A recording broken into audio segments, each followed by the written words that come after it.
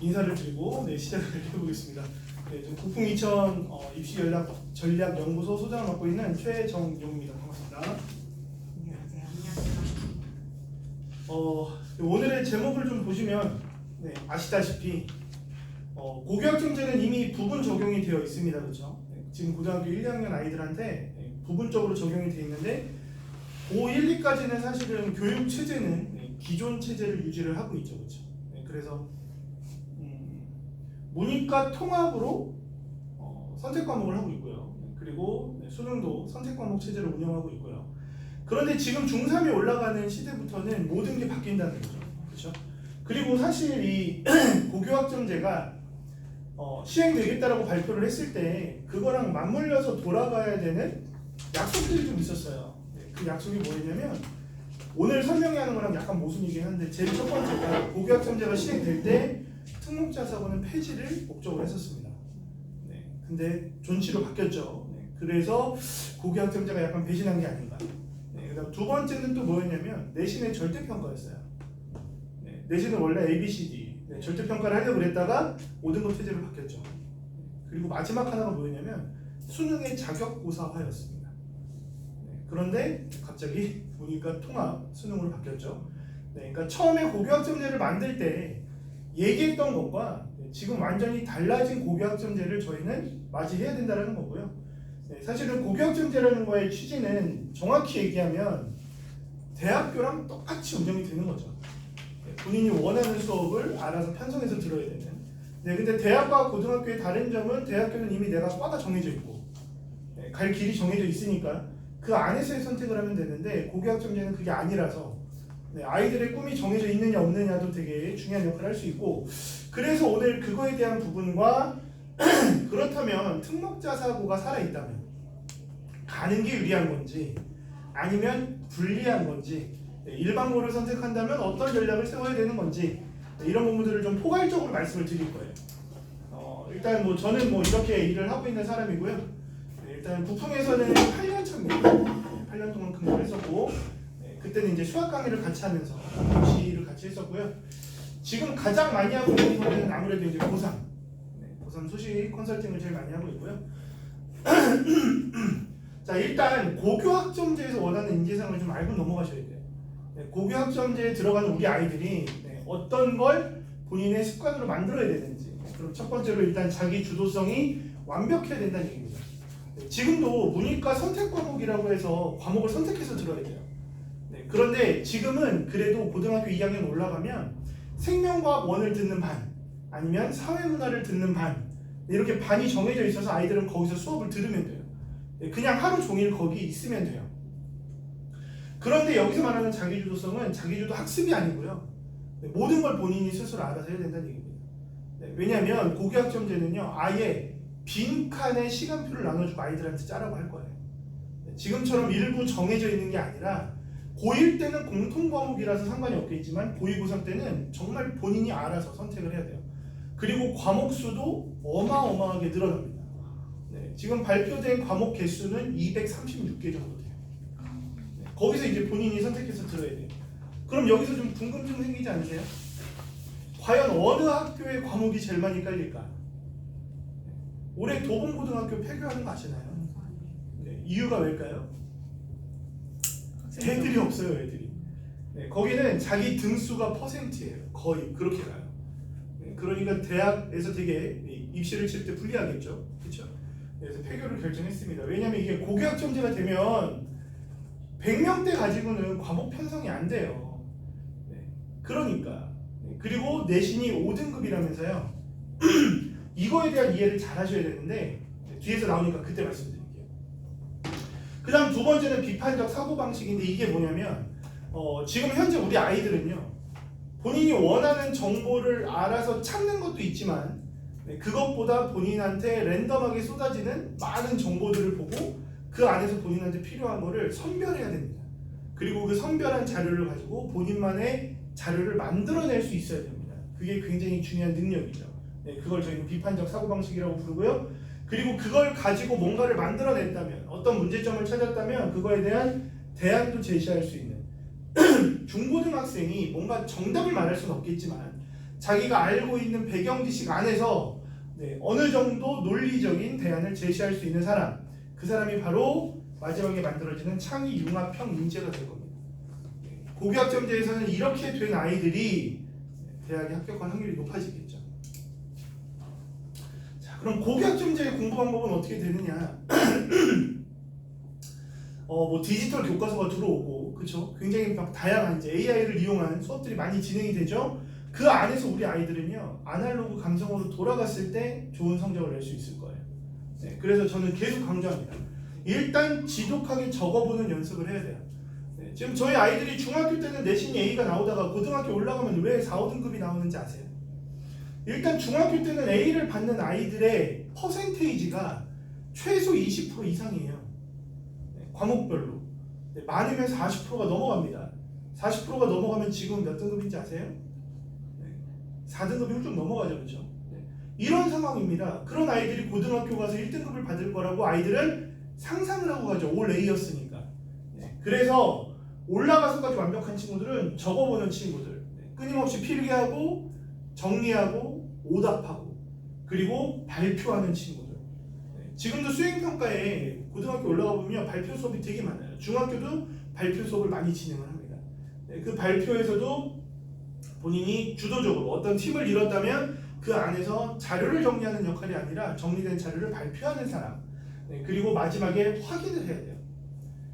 고등학교 올라가서 성적이 안 나오는 가장 큰 이유는 뭐냐면 그냥 풀어요. 그리고 틀린 걸 설명을 들어요. 그리고 끝납니다. 그럼 아이들은 한 거라고 생각을 하죠. 근데 확인하지 않으면 절대 성적이 안 나옵니다. 그래서 이 세 가지를 좀 만족했으면 좋겠고요. 그리고 이제 앞으로의 지필평가와 수행평가의 어떤 비율 차이도 좀 많이 날 텐데, 상명고 같은 경우는 수행평가의 비율이 상당히 높죠. 그렇죠? 근데 중학교에서도 그런 변화가 일고 있어요. 부산 쪽으로 갔더니 수행평가 100%로 진행하는 중학교가 있습니다. 왜 그러냐면 고교학점제에서는 지필고사의 의미가 많이 커지지 않을 수 있다는 거죠. 과정 중심의 평가가 이루어질 확률이 높아진다는 얘기죠. 그 부분들을 좀 만족하면 좋을 것 같고요. 그래서 요즘 가장 핫하게 대두되고 있는 수업이 IB 수업입니다. IB는 인터내셔널 바칼로레아라는 이건 인증 시험이에요. SAT는 들어보셨죠? AP 들어보셨죠? 이렇게 인증 시험인데 이 시험에서 인증 점수를 획득을 하면 그러면 전 세계에 있는 대학에 지원을 할 수 있어요. 실제로 경기외고, 그다음에 제주국제고 같은 경우는 예전부터 IB반이 있었어요. 그리고 지금도 제주도 교육청하고 대구교육청은 IB를 운영하는 학교들을 지정을 해서 실질적으로 운영이 되고 있습니다. 단 아직까지는 IB로 국내 아이들을 뽑는 전형은 없어요. 재외국민 전형은 있습니다. 근데 이 수업이 왜 중요하냐면 제가 대놓고 설명해서 이렇게 말씀을 드리는 게 2019년 이후로 처음인 것 같은데, 뭐 논술형 수능이 올 것이다 이런 얘기 들어보셨죠, 그렇죠? 그건 아직 모르겠어요. 내년 돼봐야 알 것 같아요. 그런데 고등학교 올라가면 평가 방식이 서술형 평가, 논술형 평가의 비중이 높아집니다. 이 IB 수업은요, 딴 거 없어요. 토론 수업입니다. 그리고 모든 시험이 논술입니다. 그리고 이 수업이 다가올 수밖에 없다고 느끼셔야 되는 건, 경기도 교육청은요, 이 IB 운영하는 학교를 이미 지정하겠다, 몇 개 학교 하겠다, 그리고 이게 초, 중, 고가 다 돼요. 물론 배우는 과정이 다를 뿐입니다. 초등과정, 중등과정, 고등과정이 있어요. 그래도 대학 갈 때 제일 중요한 건 고등과정이겠죠. 고등과정을 디플로마 과정이라고 불러요. 그래서 이미 경기도 교육청에서 얘기했고요. 서울시 교육청에서도 이미 발표를 했습니다. 그만큼 앞으로 IB 수업의 가능성은 높아지겠구나. 그리고 이게 다가올 거야라고 좀 직시하셔야 되는 건 뭐냐면, 이미 한국어 버전으로 만들어지고 있어요. 이미 만들어지고 있고요. 그리고 이제 이런 거죠. 입시를 뒤흔드는 근간은 항상 서울대와 의대였죠. 서울대에서 바꾸고 의대에서 바꾸면 입시가 흔들려요. 올해 의대 정원 문제 때문에 난리가 났잖아요. 그렇죠? 그것처럼 교육의 틀이 움직이거나 어떤 게 분명히 우리한테 적용될 거야 라고 느끼셔야 되는 건 뉴스 보도가 아니고요. 지상파에서 이거에 대한 프로그램을 얘기를 했을 때예요. 그래서 실제로 교실 이데아라는 프로그램에서 어마어마한 유튜버죠. 미미미누, 그렇죠? 그리고 한가인이 이 교육을 체험을 해봤습니다. 그리고 앞으로 고교학점제와 가장 어울리는 교육 방식이구나 굉장히 놀랬다고 합니다. 네. 다시 말하면 이제는 다가올 때가 됐구나. 네. 이미 일본은 2013년도부터인가 이거를 도입해서 대입해서 적용하고 있어요. 그래서 앞으로 다가올 거라는 걸 좀 아셔야 되고요. 자, 이제 이걸 얘기를 해보죠. 자, 지금 현 중3부터 모든 게 적용이 되죠. 그렇죠? 네. 교과 과정이 바뀌죠? 수능이 바뀌죠? 내신 체제가 바뀌죠?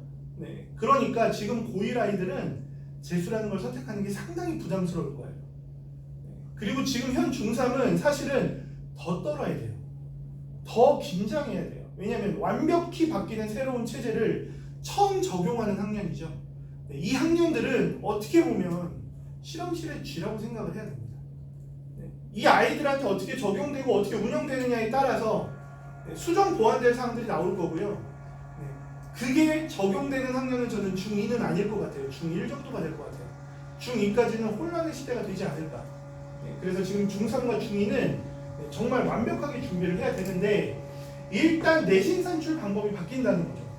자, 이거를 이렇게 해석을 합니다. 대부분 분들이 어떻게 하시냐면 9등급으로 쪼개지던 게 5등급으로 쪼개지면 1등급이 10%까지고 2등급이 34%까지야. 3분의 1이 2등급이네. 그럼 이거 내신의 변별력이 있겠어? 네. 떨어질 것 같은데 라고 생각을 많이 하시거든요. 근데 이거를 반대로 해석해보면요. 1등급을 못 받으면 인서울 못 갈 수도 있겠구나. 네. 그리고 등급이 있다라는 건 어쨌든 줄을 세울 수 있다라는 거죠. 아이들은. 그죠? 그리고 이렇게 됐을 때 내신의 부담이 줄 거라고 생각을 하는데 중요한 건 지금 현재는 공통 1학년 때 배우는 거, 그 다음에 일반 선택 과목까지를 9등급으로 환산을 합니다. 그리고 진로 선택 과목이라는 걸 A, B, C로 나타내죠. 그쵸? 그리고 진로 선택을 대입에 반영할까요? 안 할까요? 아시나요? 대입에 반영을 하는 학교들이 있죠. 네, 학생부 교과 전형으로 쓸 때 많은 대학들이 진로 선택 과목을 반영을 해버립니다. 네, 내신 산출을 할 때요. 20% 정도 반영을 해요. 진로 선택 과목은 A, B, C로 나오더라. 그러니까 지금 현재 고3을 보면요. 고3 올라가면 일반 선택 과목이 한두 과목, 나머지가 다 진로 선택인 아이들이 있어요. 그러니까 일반 선택 과목만 9등급 체제니까 열심히 준비하면 돼요. 왜냐면 진로 선택 과목은 수업 시간에만 열심히 들어도 A가 나와요. A가 나오는 비율이 많으면 막 60%, 70%도 나옵니다. 그렇게 부담이 없었다라는 얘기죠. 그런데 5등급 체제로 바뀌면서 어떤 변화가 생기는지 알지 않으세요? 이게 일단 기본적으로 바뀌는 교육 체제입니다. 과목들이고요. 이게 전체 과목이 아니에요. 이거보다 더 있어요. 그런데 일반적으로 많이 생성될 과목들. 저희 원래 화법과 작문 아니었나요? 화법과 언어로 바뀌죠? 독서, 그 다음 문학이었죠. 독서와 작문으로 바뀌죠. 문학 따로 있죠. 진로 선택 과목으로 봤더니 이런 거 있대요. 융합 선택이라는 게 생겨서 이런 게 있대요. 수학도 대수, 미적 분원, 확률과 통계, 기하, 미적 분투, 경제 수학, 인공지능 수학, 직문 수학 못 들어보는 거 계속 나오죠. 수학과 문화, 실용 통계, 수학까지 탐구. 영어로 봤더니 듣도 보도 못한 과목들이 새로 개설이 되네요. 그런데 여기서 중요한 포인트는 뭐냐? 절대 평가를 운영하는 과목은 얘네밖에 없어요. 나머지는 다 5등급으로 평가합니다. 5등급과 성취도가 같이 나옵니다. 그러니까 아이들 내신에 대한 부담이 어떨까요? 고3 때까지 커지겠죠. 1등급을 받아야 되니까요. 오히려 더 아이들한테는 가중될 수도 있어요. 그걸 아셔야죠. 그래서 9등급 체제와 5등급 체제 변별력이 없을 거야? 아니요. 변별력은 있습니다. 어디든 있습니다. 단 1등급과 2등급을 받았을 때 생기는 불이익이 조금은 바뀔 수는 있겠죠. 그렇죠? 그래서 그 부분은 잘 기억을 하셔야 되고 아이들에게도 계속 얘기를 해주셔야 됩니다. 그래야지만 아이들이 고등학교 올라가서 흔들리지 않아요. 수능도 보시면 이렇게 바뀌죠. 이렇게 바뀌죠. 요거는 위에는 좀 잘못 썼으니까 바꾸시고요. 요렇게 수능을 봐요. 보시면 다 공통이죠. 그렇죠? 자, 그리고 더 놀라운 건 일단 뭐 국어하고 수학하고 영어는 원래 공통 국어도 선택이었죠 원래. 그리고 수학도 선택이었죠. 근데 그걸 모두 공통으로 바꿨습니다. 문이과가 똑같은 시험지로 시험을 봐요. 그럼 문과 아이들이 불리할 거야. 그럴 수도 있겠죠. 그리고 공통으로 보면 수능의 변별력이 떨어질 거야. 그럴 수도 있겠죠. 하지만 여기서도 어쨌든 줄은 서겠죠. 그렇죠? 그리고 제일 충격적인 건 이겁니다. 탐구 과목을 이과는 과탐 2개, 문과는 사탐 2개 어떤 공식적이었던 걸 이제는 모두 통합사회 통합과학을 보는구나. 근데 여기서 이제 궁금한 게 생기죠. 뭐예요? 고1 때 배운 과학을 수능 과목으로 채택했다. 이거는 조금만 상상력을 키우시면 이해가 되실 거예요. 왜냐면 아까 말씀드렸죠. 고2, 고3 때 아이들이 선택해야 되는 과목의 폭이 굉장히 넓죠. 지금은 안 넓어요. 일반고 같은 경우는 과학은 물원, 화원, 지원, 생원, 물투화투, 지투, 생투 이렇게밖에 안 깔려요. 그래서 수능 과목으로 걔네들을 다 넣을 수가 있는 거죠. 이해되셨죠? 그런데 얘네가 고교학점제로 가버리면 듣는 과목이 세상 달라져요. 그리고 그걸 몇 명이 들을지도 몰라요. 그 많은 과목을 수능 과목으로 넣기엔 문제 출제부터 평가 방식이 굉장히 어려워지겠죠. 그래서 아이들이 가장 많이 공통적으로 보는 과목이 얘네니까 얘네로 평가하는 게 낫지 않을까. 그런데 중요한 건 이렇게 돼버리면 이걸 고3 때 복습을 안 할 수가 없겠죠. 그래서 고교학점제랑 약간 모순되는 수업이 일반고에 깔리는 게 아닐까. 이런 상상을 저는 한번 해봅니다. 그리고 운영 방식이 바뀔 것이다. 일단 졸업 기준이 바뀌죠. 졸업 기준은 192학점을 이수해야 하고 그리고 출석률이 3분의 2 이상을 만족해야 돼요. 지금까지는 뭐였죠? 지금까지는 이수 같은 거 필요 없었죠. 출석 일수만 만족하면 됩니다. 전교 꼴찌여도 졸업은 합니다. 그런데 고교학점제가 되면 이수를 못하면 졸업이 안 돼요. 그럼 여기서 생기는 문제점은 뭐가 있을까? 일반 아이들은 괜찮을 것 같고요. 제 생각에는 운동하는 아이들 있죠. 그러니까 외국 영화 같은 데 보시면 왜 그런 거 있지 않나요? 제가 봤던 많은 영화들에도 운동선수들 나오는 영화 보면 걔네들은 공부도 열심히 해야 돼요. 그래서 학점을 이수를 해야지만 대학으로 진학할 수가 있어요. 실제로요. 과락이 나오면 안 됩니다. 그런 부분들이 좀 걱정스럽고요. 그 다음에 여기서는 모두 이동형 수업이 될 거다. 그럴 수밖에 없을 거다. 그래서 실제로 지금 고등학교가 제가 이제 뭐 전국을 돌아다니다 보니까 방학을요 1주만 하는 학교도 있더라고요. 그래서 왜 이렇게 여름방학이 없냐고 물어봤더니 겨울방학 때 고교학점제 때문에 학교 수리를 한답니다. 왜냐면 이동형 수업을 해야 되니까. 그래서 고교학점제는 일단 OECD 국가 중에 저희 나라만 안 했던 체제인데 이제 완벽하게 OECD 국가가 모두 고교학점제를 사용을 하게 되는 거고요. 그리고 아까 제가 말씀드린 게 요거거든요. 원래는 공통 과목과 일반 선택 과목까지만 9등급으로 하고 나머지는 다 ABC였어요. 여기 전문 교과라고 되어 있는 건 일단 특목자세에 깔리는 과목들인데 이게 거기만 깔리다 보니까 학생부에서 차이가 너무 많이 나요. 그래서 일반고에서도 전문 교과를 깝니다. 특히 이 지역에서 전문 교과를 제일 다양하게 까는 일반고는 재연고랑 청원고랑 청원여고가 있었어요. 거기는 심지어 자사고에 깔리는 뭐 생명과학 실험, 화학 실험, 실험 과목, 고급 화학, 고급 생명과학 이런 부분들까지도 선택 과목으로 넣어줍니다. 그게 개설이 되진 않을 수 있지만 그런데 이제는 고교학점제로 넘어오면 여기까지를 모두 선택을 할 수 있는 거예요. 일반고에서도. 단 걱정되는 건 한 학년이 뭐 200명이에요. 그럼 그 많은 과목이 개설되긴 힘들 것 같고 그럼 고교학점제에서는 얘기하죠. 걱정하지 마. 다 준비해놨어. 지역 거점 학교 가서 듣던지 아니면 온라인으로 듣던지 대학교에서도 일부 수강할 수 있을 거야. 근데 제가 봤을 때는 거점 학교 가는 것도 온라인으로 듣는 것도 별로 도움이 안 될 거예요. 도움이 안 된다는 건 이수는 할 수 있겠죠. 근데 대학에서 면접 질문이 가장 많이 나오는 게 세특입니다. 세특은 각 과목 선생님들이 아이들마다 평가를 해서 적어줘야 돼요. 세부 능력이나 특기사항을 적어줘야 되는데 과연 거점 학교 갔을 때 온라인으로 수강했을 때 이런 부분들을 원활하게 적힐 수 있을까? 우리 아이만의 유니크한 것이 적힐 수 있을까? 이거에 대한 고민이 되게 커집니다. 왜냐면 지금 현재 제가 올해만 고3을 한 50명 정도 지금 수시 상담을 했거든요. 그 중에 특목자사고는 한 6명 정도 있었고요. 나머지가 다 일반고인데 너무 처참해요. 아이들의 세특이 분명히 세부 능력과 특기사항인데 어쩜 그렇게 지역별로 똑같을까요? 그러면 면접의 질이 굉장히 떨어질 수밖에 없겠죠. 네, 학교에서 써주는 것마저도 이런데 저는 되게 걱정스럽습니다. 왜냐면 제 아들이 중2거든요. 그리고 제 유일한 친조카가 중3이거든요. 그래서 되게 예민하게 저도 좀 쳐다보고 있습니다. 자, 그럼 어떤 걸 고민하셔야 되느냐? 일단 제가 가장 추천하는 건 독서예요. 독서를 엄청나게 하셔야 돼요. 그럼 어느 정도 해야 되나요? 라고 물어보시면 일단 이제 독서를 제일 중요시하게 생각하는 자사고가 상상고거든요. 상상고는 그래서 한 학기에 15권 정도 최소 한 학기에 그 정도를 제출을 해라 읽고 그래야지만 나중에 입시에서 좀 유리해진다라고 얘기를 하고 있고요.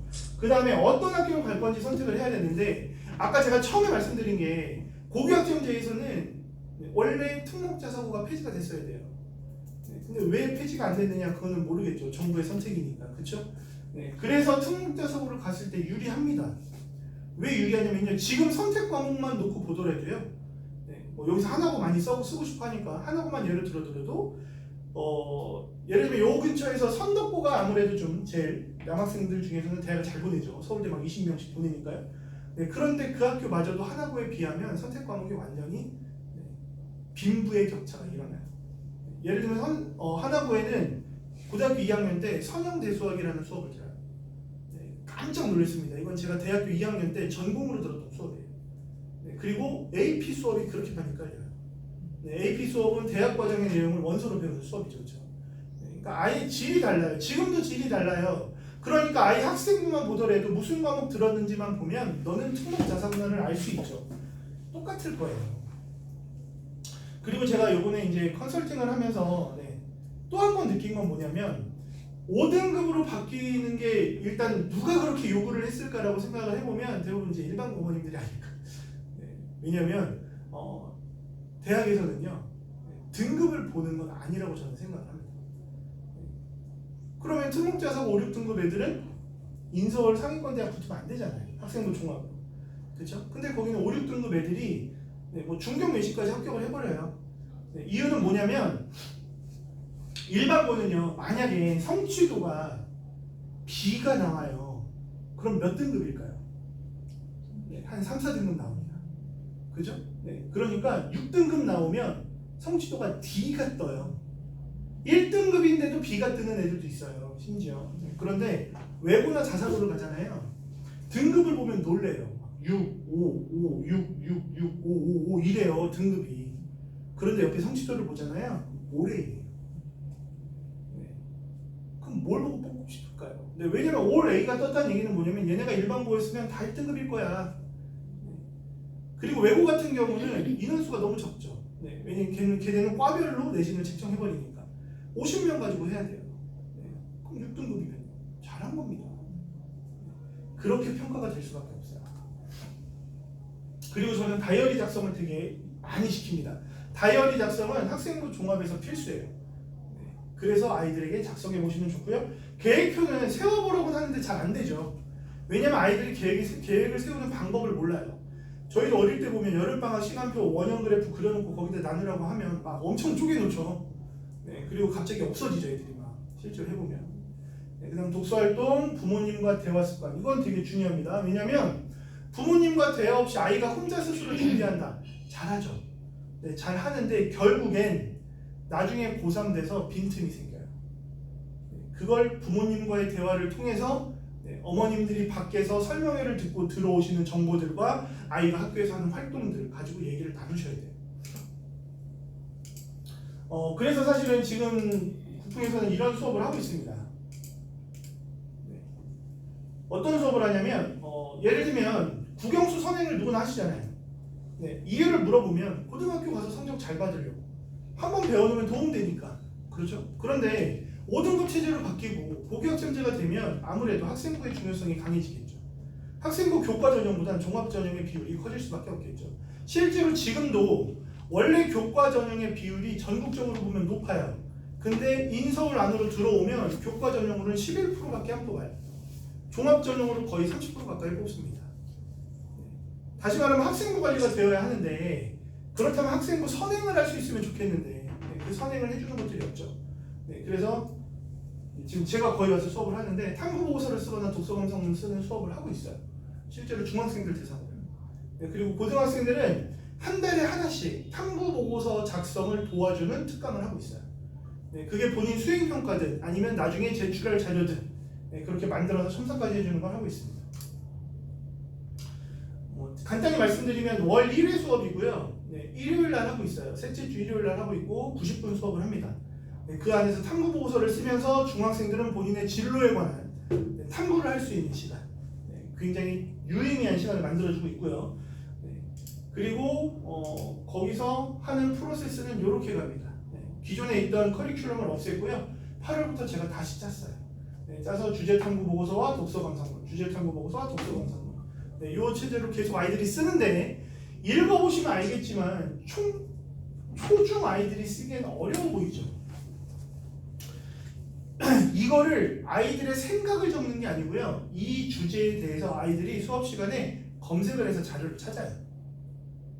그리고 그 찾은 자료들을 가지고 조합을 하는 겁니다. 탐구 보고서라는 게 그렇게 작성이 돼요. 그리고 아이들에게 많은 참고 자료를 던져줍니다. 그 안에서 아이들이 어떻게 나에게 쏟아지는 다양한 많은 정보를 가지고 내 거를 어떻게 만들어내느냐, 그 연습을 하는 거기 때문에 그렇게 진행을 하고 있고요. 실제로 지금 이제 수업하는 모습들이에요. 다른 데서. 여기는 이제 부산이고요. 부산 한 30명 지금 수업을 하고 있는데 굉장히 노트북 가져가서 열심히 하고 있거든요.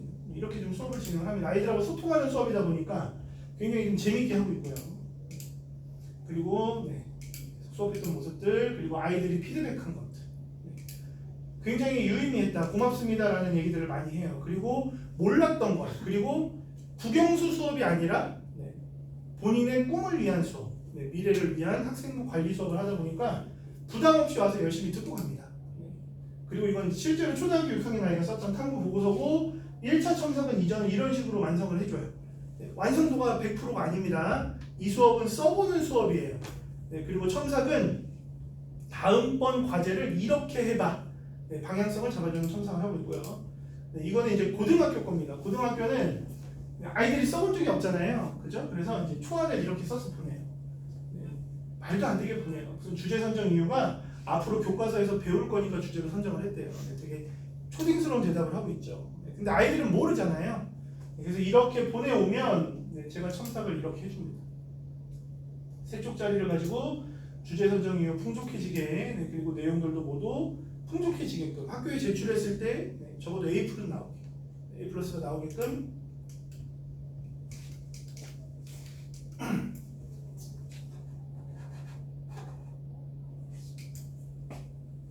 이렇게 만들어주면 아까 세 쪽짜리가 9쪽으로 늘어났죠, 그렇죠?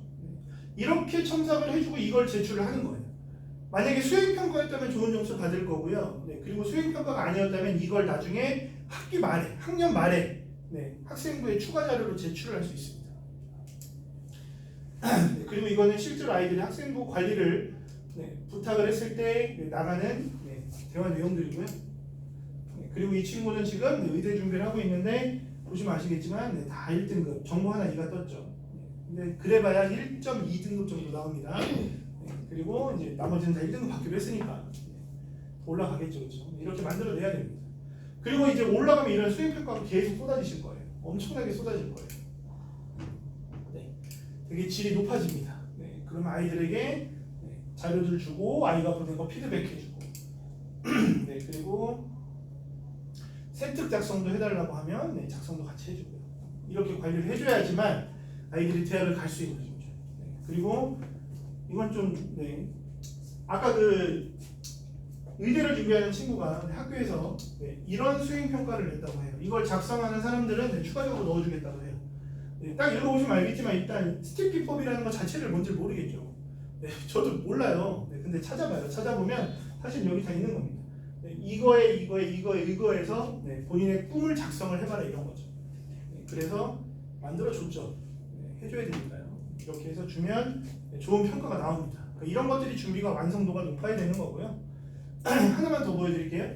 비행기 조종사를 꿈꾸는 친구였어요.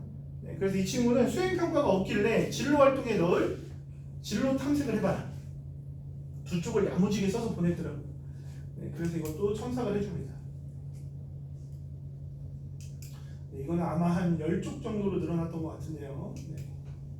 이렇게 해서 마무리까지 이런 식으로 만들어야 된다는 얘기죠. 아이들이 최종적으로는. 자, 그럼 이제 남은 시간 동안 요걸 해드릴게요. 오늘 제가 궁극적으로 하려고 하는 건 뭐냐면 올해도 작년부터 자사고 외고의 경쟁률이 굉장히 높아진 거 알고 계시죠? 네, 올해는 최소 그 정도 유지를 하되 더 높아질 것도 같아요. 네, 왜냐하면 고교학점제에서 어디가 유리한지 아니까. 그렇지만 대원외고는 갑자기 가고 싶다고 갈 수 있는 학교는 아니죠, 그렇죠? 네, 대원외고는 전국 탑입니다, 전국 탑. 네, 여기는 어깨를 외대부고 하나고랑 나란히 할 수 있는 유일한 외고죠. 네, 그래서 1학년 때부터 차근차근 준비된 아이들이 갈 수 있고요. 네, 그리고 학생부 안에도 어느 정도 특수성이 드러나야지만 자소서를 녹여서 쓸 수가 있습니다. 네, 경쟁률을 보여드리면 작년 경쟁률이죠. 서울권 외고와 국제고는 1단계에서 동일하게 1.5배수를 뽑아요. 경기권으로 넘어가면 2배수를 뽑는 학교들도 나오는데 1.5배수라는 게 뭐냐면 이렇게 경쟁률이 나오면 서류 평가로 1.5까지 맞춘다는 얘기죠. 그렇죠? 그런데 영어가 올 A가 뜨면 1단계에는 160점 만점을 받아요. 그러니까 1차로 떨어지는 아이들은 영어에 B가 있는 아이들이겠죠. 그렇죠? 걔네들이 떨어져 나갑니다. 대원외고는 그런 애는 없어요. 네. 그리고 나서 그래도 아직 경쟁률이 1.5가 안 된다면 그때부터 3학년 2학기 국어, 사회, 3학년 1학기 국어, 사회가 없으면 역사로 대체를 하겠죠. 그렇게 B가 나온 아이들이 떨어지기 시작해요. 그렇게 1.5배수를 맞춥니다. 네. 작년의 경쟁률, 재작년 경쟁률 너무 차이 나잖아요. 그렇죠? 자, 그다음 대의력은 여기서 그래도 꽤 많이 쓰려고 합니다. 작년에 대의력을 썼던 아이들이 고배를 맞았죠. 네. 왜냐면 일단 국어랑 사회에 B가 있던 아이들이 거의 다 떨어졌어요. 그리고 영어에 B가 있어도 합격한 과가 유일하게 하나가 있는데 1.5잖아요. 그러니까 여기는 영어만 올 A든 뭐 B든 상관없어요. 1.5배수를 맞췄으니까 다 면접으로 가요. 그러니까 여기에서 영어에 B가 있었다는 친구들은 떨어집니다. 네, 왜냐면 면접 점수가 40점이에요.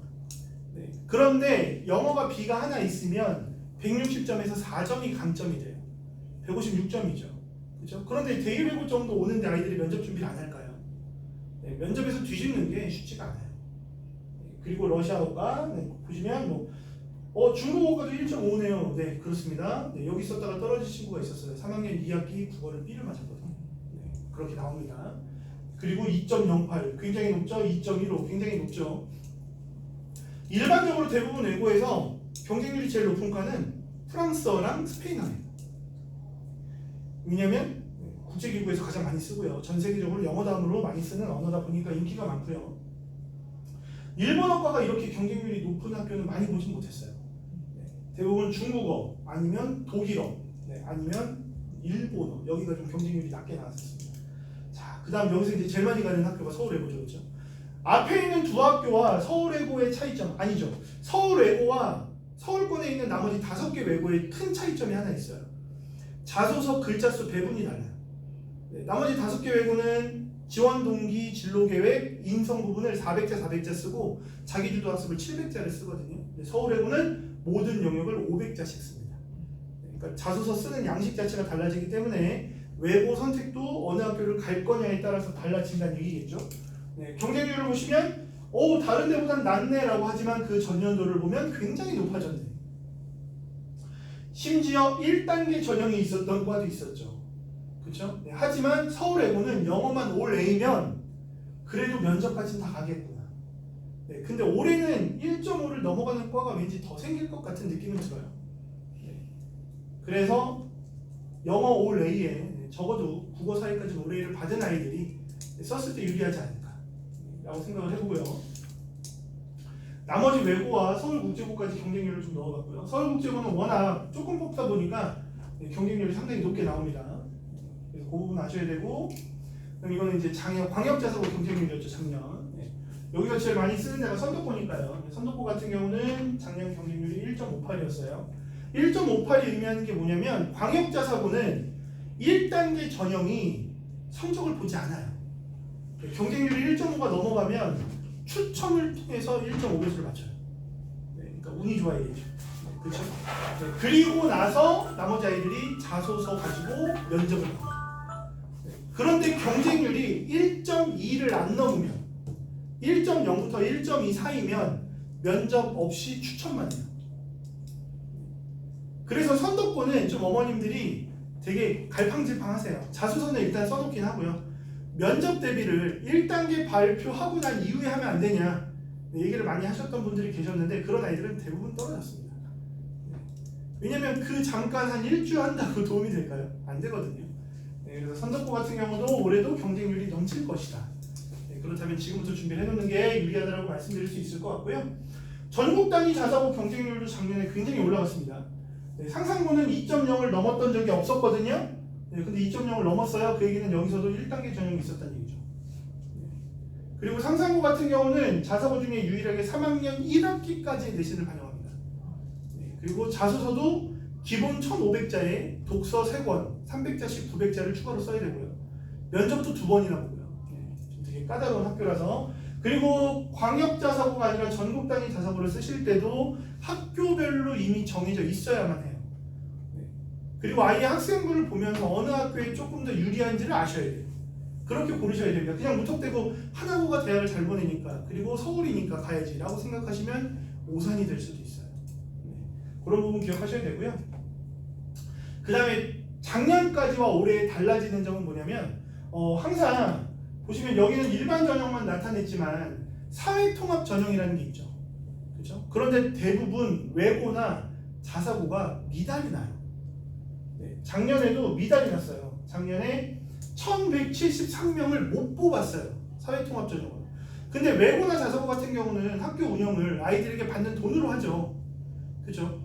여기서 하나 여쭤보면 전국에 있는 외고 중에 1년치 교육비가 제일 비싼 학교가 어딘지 아세요? 어딜 것 같으세요? 별로 관심 없으시잖아요. 그죠? 네. 경기외고라는 데가 있어요. 네. 거기가 얼마냐면 대학교보다 비싸요. 1년에 드는 교육비가 1,900만 원 정도 들어가요. 그리고 제일 저렴한 학교를 찾아봤더니 동두천에 있는 동두천 외고랑 인천에 있는 미추홀 외고라는 데가 있는데 거기가 1년에 한 500만 원대. 네. 대학생들 등록금 얼마인지 대충 아시잖아요. 그렇죠? 네. 대학교보다 비쌉니다. 네. 그래서 사회통합 전형으로 미달이 났었는데 올해부터는 그걸 좀 바꿔줬어요. 어떻게 바꿨냐면 사회통합 전형에서 미달나는 인원이 있잖아요. 그 인원의 절반을 일반 전형으로 채울 수 있게 했어요. 그래서 사회통합 전형도 잘 지켜볼 필요는 올해부터 있겠구나. 자, 전국 단위 자사고 잠깐 얘기해드리면 외대부고는 일단 중요한 건 면접입니다. 외대부고 면접은 제가 봤을 때 웬만한 대학교보다 힘들어요. 여기는 면접 시간 15분이라고 나오고요. 그리고 아이가 교실에 들어가면 면접관 3분이 앉아 계십니다. 외대부고 출신 2분, 그 다음에 이제 교육청에서 나오신 1분, 그리고 앞에 A4 용지가 있어요. 그걸 뒤집는 순간부터 시간이 카운팅이 되는데 거기에 질문이 3개가 있어요. 15분 동안 3개 가지고 대답을 해야 됩니다. 굉장히 힘들겠죠, 그렇죠? 그게 가장 힘들어요. 그리고 외대부고는 학생부 안에서도 심화 탐구한 내용이 있을 때 굉장히 메리트가 있습니다. 그리고 원래는 면접 질문이 자기주도 학습 위주로 나왔었는데 2년 전부터 지원 동기나 인성에서도 질문이 나오고 있어요. 네, 그래서 이런 부분들 좀 주의를 하셔야 되고, 네, 그 다음에 하나고 같은 경우는 유명하죠. 압박식 꼬리 면접. 네, 그래서 학생부와 자소서에 있는 내용을 완벽하게 숙지하지 않으면 거기서 갑자기 저 깊숙이 있던 내용 하나 물어봐서 대답 못한다. 그럼 그냥 바로 탈락입니다. 네, 그 정도로 하나고는 좀 완벽하게 준비를 해야 되고요. 그다음 하나고는 그게 있죠. 체력 측정. 네, 알고 계시죠? 왠지 아세요? 네, 하나고가 이제 서울에 있는 민사고를 만들겠다고 시작했던 학교거든요. 그래서 민사고에 있던 체력 측정을 갖고 와서 그대로 시행을 하고 있습니다. 상상고 같은 경우는 아까 말씀드렸던 것처럼 방식이 달라요. 네, 그리고 여기는 유일하게 영재학교 과거에만 있는 교사 추천서를 써야 됩니다. 네, 그래서 교사 추천서까지 있고 창의 융합 면접과 그 다음에 인성 독서 면접 2가지가 있는데 상상고는 공통 문제가 나옵니다. 네, 그래서 제시문처럼 제시문이 주어지고 문제를 풀어야 돼요. 그래서 면접 준비 시간이 있는 학교예요. 네, 그 부분 알고 계시면 좋을 것 같고, 그리고 여기는 좀 재밌게 글로벌 태권도 영역이라는 특별 전형이 있어요. 네, 근데 이거는 기준이 되게 많이 힘들진 않아요. 태권도 4품 따면 됩니다. 4품. 네, 4단이죠, 그렇죠? 4단. 네. 실제로 제가 가르쳤던 제자가 되게 공부도 잘했는데 태권도도 잘했던 애가 있어서 합격한 합격한 적이 있거든요. 네. 그러니까 이 전형으로 온 애들끼리 경쟁을 하는 거예요. 네. 재밌습니다. 그래서 보시다시피 공통문제 추가 질문, 네. 그 다음 개별 면접 질문 이렇게 나온다는 거 기억하셔야 되고요. 네. 배점도 그래서 면접 배점이 좀 다르죠. 네. 다른 데랑 좀 다르고요. 그 다음에 여기 나온 건 이제 학생부 관리인데 중요한 건 이겁니다. 학생부 안에서 자기를 드러낼 수 있는 요소들이 한 개라도 있으면 좋다는 얘기예요. 네. 그런데 중학교 학생부가 고등학교 학생부처럼 채워지긴 힘들죠. 네. 실제로 세특을 작성하는 요령도 고등학교, 중학교가 달라요. 고등학교는 무조건 모든 교과 선생님들이 모든 아이들에 대해서 적어도 한 줄 이상의 세특을 써야 되는 게 의무예요. 근데 중학교는 정말 아이의 세부 능력 및 특기사항이 보여지면 그럼 작성을 해라. 없으면 안 써도 된다. 이렇게 돼 있어요. 네, 그래서 중3 아이들 생기부를 가끔 보잖아요. 그러면 2학년 세특이 아예 없는 애들도 있어요. 네, 그런데 하나고 쓴대요. 네, 그럼 안 되죠. 네, 물론 이런 학교들이 세특이나 행특을 많이 반영할까 이거에는 물음표를 좀 찍긴 해야 돼요. 왜냐하면 있으면 당연히 반영합니다. 있으면 좋겠죠. 근데 없어도 다른 영역에서 우수성이 드러나면 되는데 그걸 드러내는 게 쉽지가 않아요. 봉사활동에 개인 봉사가 엄청 많이 있다거나 아니면 창체활동에서 본인의 진로를 명확하게 작성을 하고 있다거나 아니면 독서활동을 막 한 학기에 막 20권, 30권씩 읽어서 거기에 있는 책들이 본인의 꿈하고 연결이 되거나 그게 아니라면 세특이나 행특에서도 본인의 우수성이 드러나야지만 하지만 외고랑 국제고는 세특 자체를 반영을 안 합니다.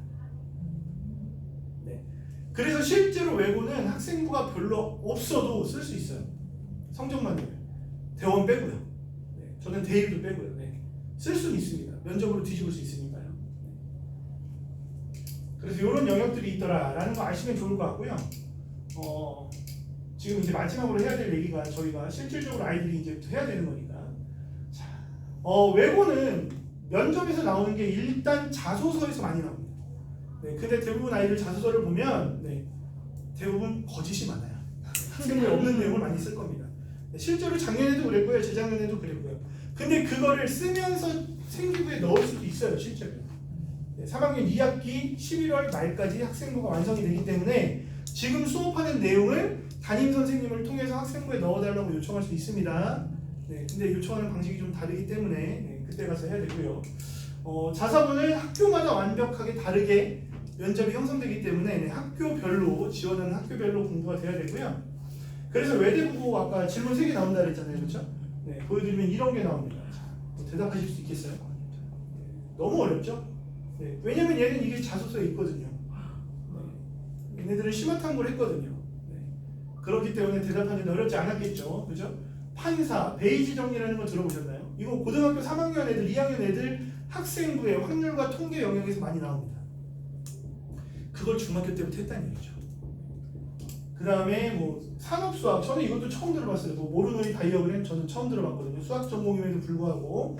그래서 특화된 영역을 썼을 때 메리트가 있지만 질문이 까다로울 수 있으니까 그거에 대한 대비가 완벽하게 돼야 되고요. 그 다음에 뭐 경기권 내고 같은 경우는 공통질문 있는 학교들이 있어요. 네, 대표적으로 안양이고.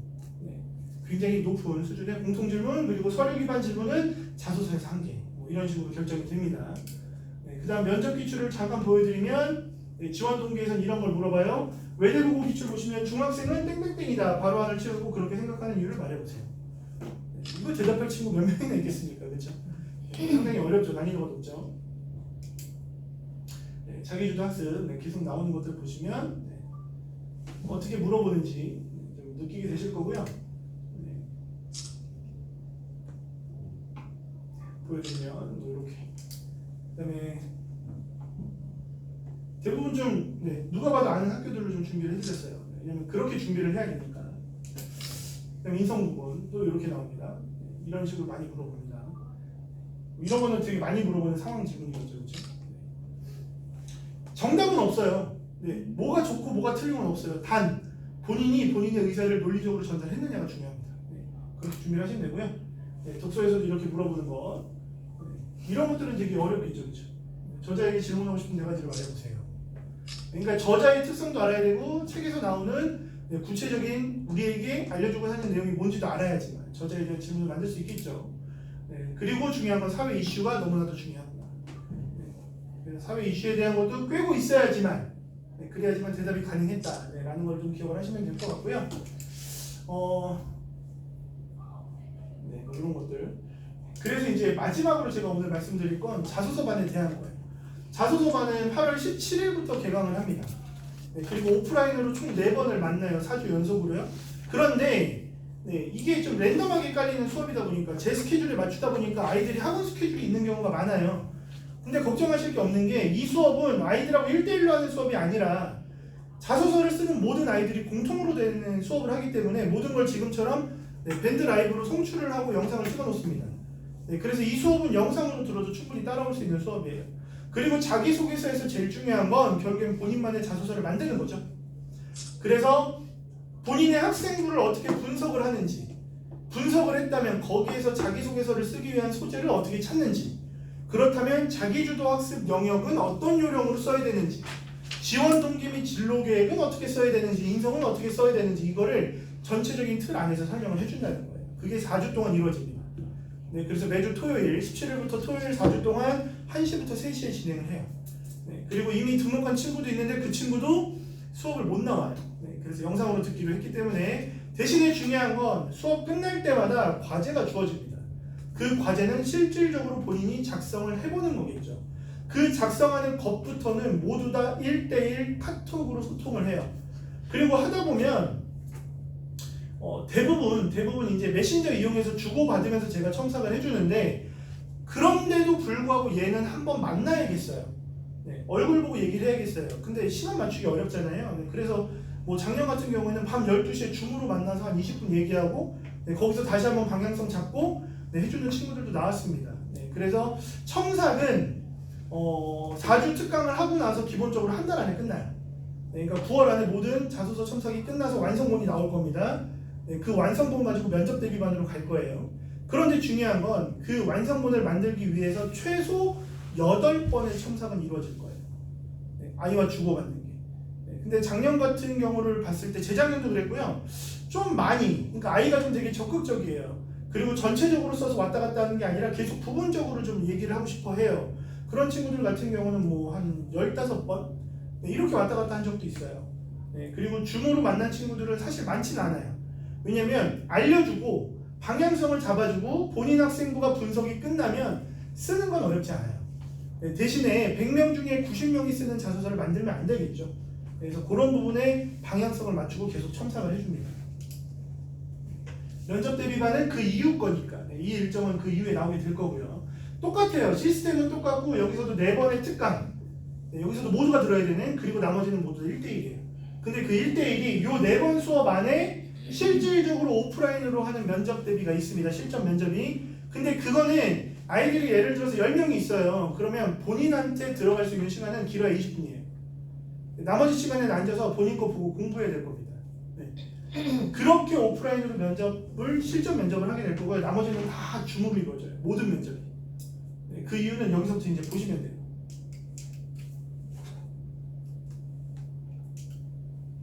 자, 뭐 이거는 이제 제가 아이들에게 기본적으로 쓰게 하는 것들이고요. 그 다음에 추천 도서 목록도 이미 다 만들어져 있습니다. 그러니까 독서가 더 필요한 친구들에게는 나눠줘요. 그리고 이것 말고 사실은 본인의 진로가 명확하다. 선생님, 저는 컴퓨터 공학자가 되고 싶습니다. 그러면 대학교 컴퓨터 공학과를 가기 위해서 읽어야 되는 책들까지도 줍니다. 그래서 심화 독서를 했습니다까지 나타날 수 있게끔 그렇게 만들어야 되고요. 그 다음에 이제 자기주도 학습 영역에 대한 얘기만 해준다면 이런 걸 찾아낼 수 있어야 돼요. 모든 걸 다 본인 활동 안에서. 그리고 기본적으로 아이들에게 레이아웃에 대한 얘기를 해줍니다. 어떤 흐름으로 써야 되는지, 그리고 실제로 합격한 아이의 자소서를 보여주면서 어떤 영역별로 어떻게 접근하는지를 알려주고, 그리고 정말 어려워하는 친구들은 이 틀 안에서 내용만 바꾸게끔도 해봐요. 그걸 토대로 본인 걸로 만들어가요. 어느 정도 모방은 괜찮다는 얘기죠. 그렇죠?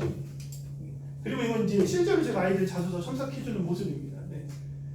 아이가 쓴 걸 읽어보면서 수학 공부를 즐겨해 라고 했는데, 사실은 본인만의 수학 공부를 즐기는 방법을 소개하는 게 훨씬 더 메리트가 있겠죠.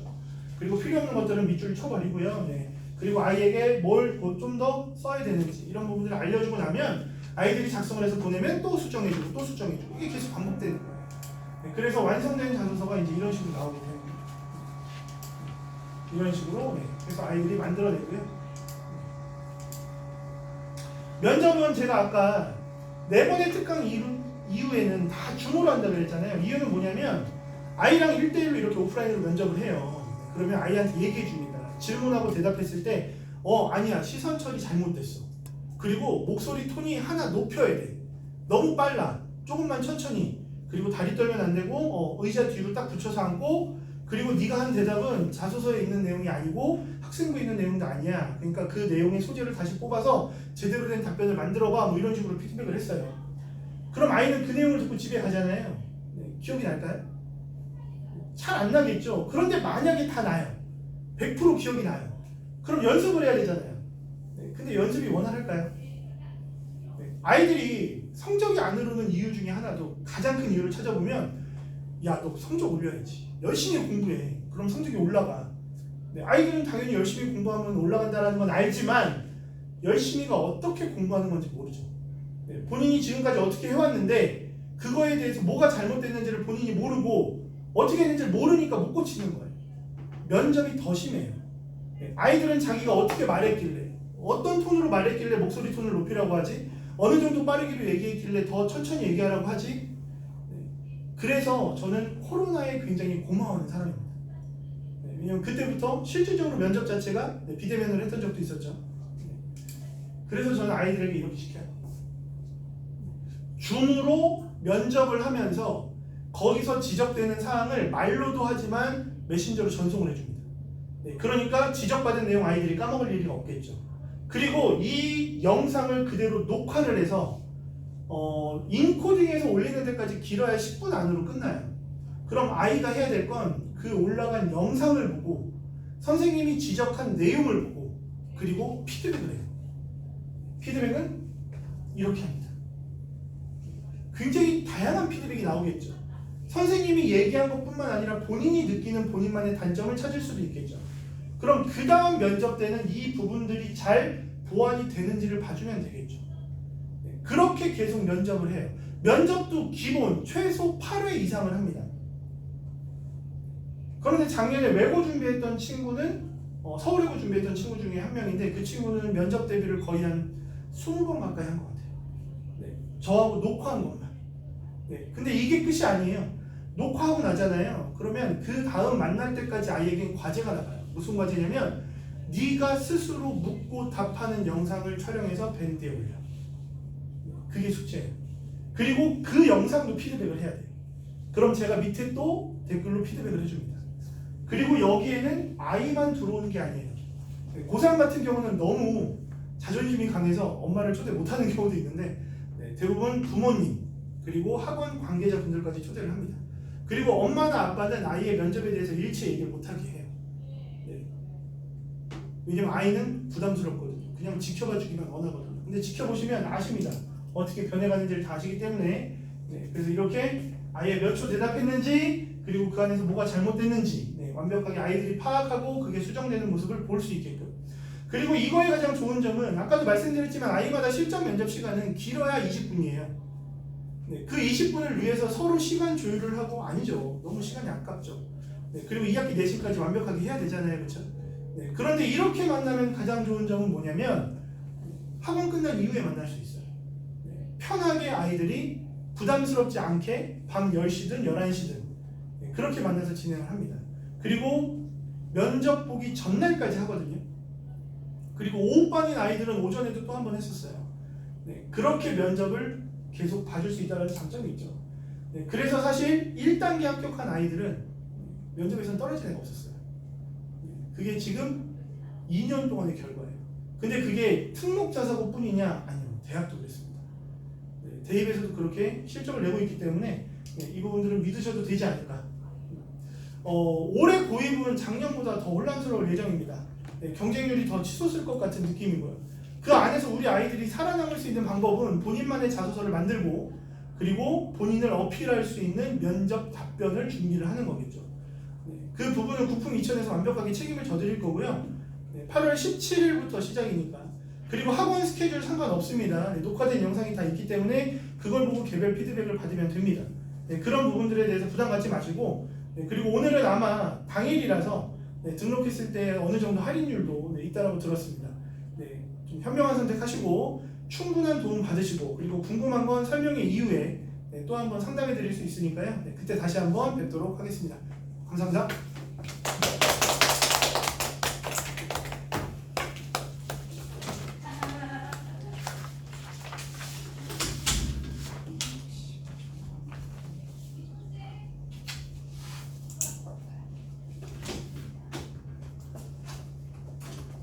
도움 많이 되셨어요? 최정용 소장님 얘기 들으시면 저도 들을 때마다 할 게 너무 많고 뭘 해야 되는지도 조금 좀 겁도 나고 특히 중3 같은 경우는 특목 자사고를 원하시면 지금부터 어떻게 준비해서 이 목표를 달성해야 되지 하는 생각도 좀 많이 들으세요. 혹시나 또 궁금한 점이 있으시면 설명이 끝나시고 상담하실 수 있으니까 선생님 뵙고 가시면 되고요. 지금부터는 저희 국풍 이천의 주요 과목 국어에 대해서 중3 예비 고1 팀장님 들어오셔서 국어에 대해서만 잠깐 설명해 주시고 저희 재원생 같은 경우도 어머님들이 학생이 다니기는 하지만 안의 커리를 아주 상세하게 모르실 수도 있어서 좀 듣고 가시면 도움이 되십니다. 학생이 뭘 하고 있는지 체크하실 때 도움이 되실 거예요.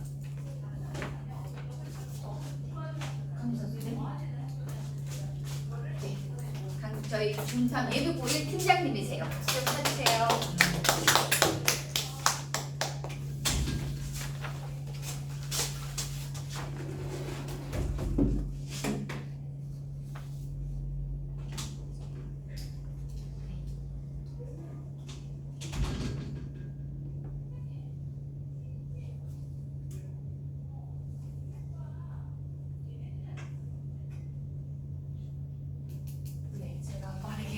다시 인사드리고 시작하겠습니다. 안녕하십니까. 저는 예비고일 팀장을 맡고 있는 강민서 의사입니다.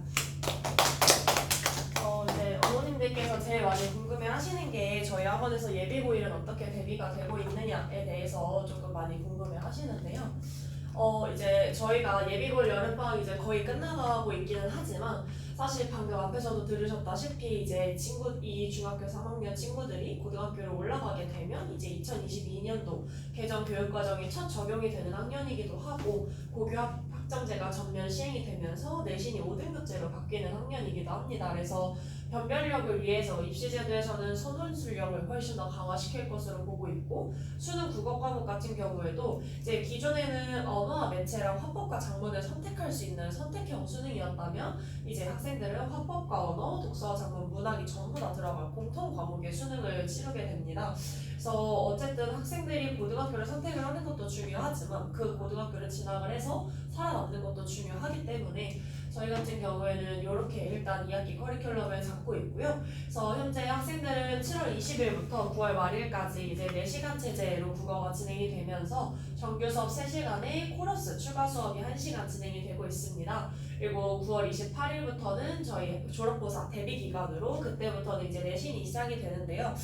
그럼에도 저는 졸업고사는 대비할 필요가 없을 것 같아요. 계속 정규 고등 대비를 하고 싶어요 하는 친구들을 위해서 정규 수업은 또 같이 진행을 하게 됩니다. 그래서 둘 중에 하나 학생이 원하는 방향 선택해서 수강할 수 있고요.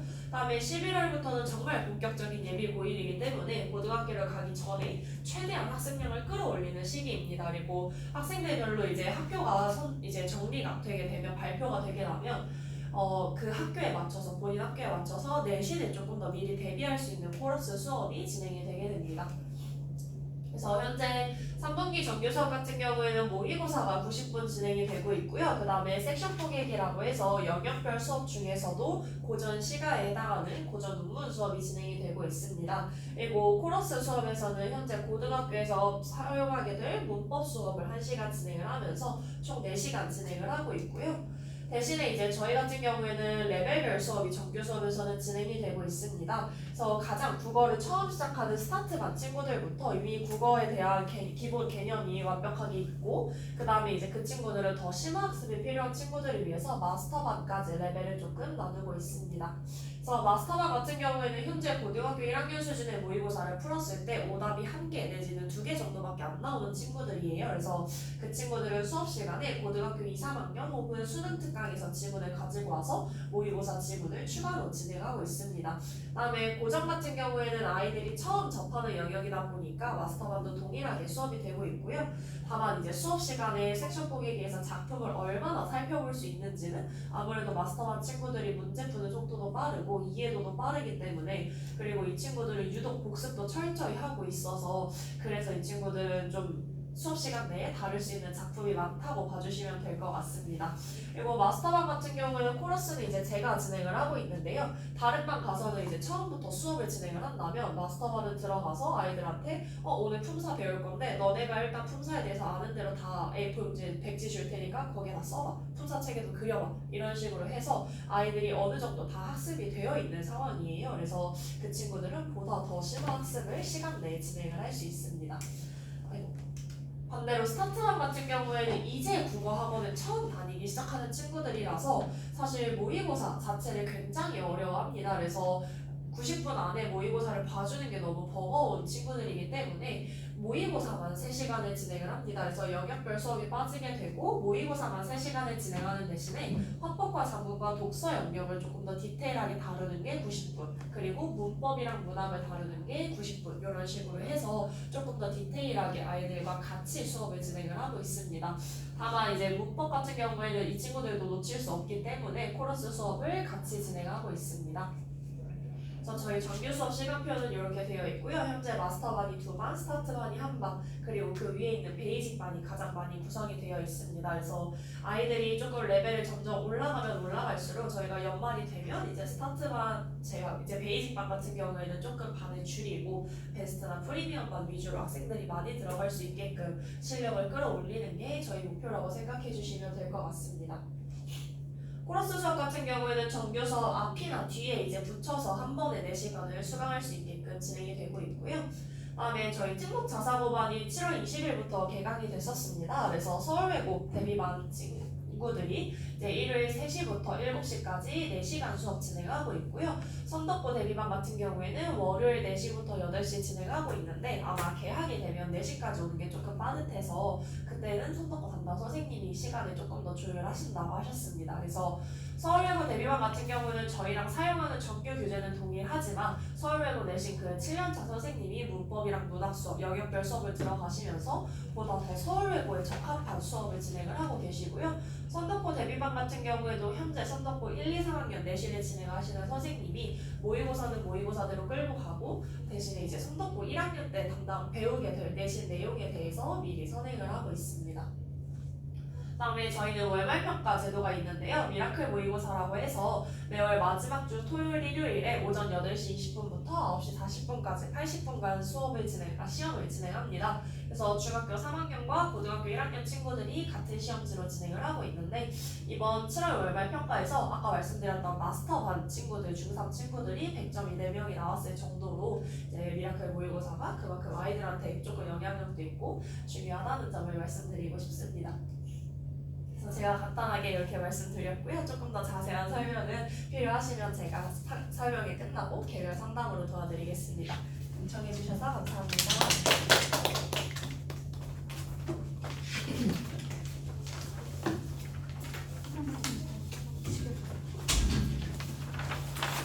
머리가 너무 아파.